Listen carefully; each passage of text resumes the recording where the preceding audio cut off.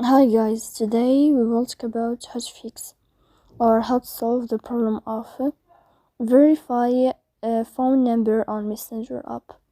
To know how to fix or how to solve the problem of verify phone number on Messenger, you should just go to settings. In the first page, you can click on apps and you can click on Messenger app. Then you can click on first stop and you can click OK. After that, you'll enter to the window of storage. Here you can click clear cache. Don't click clear data because that can cause you errors or can delete your account. In the end, you can turn off your phone and you can turn on your phone again to fix that problem.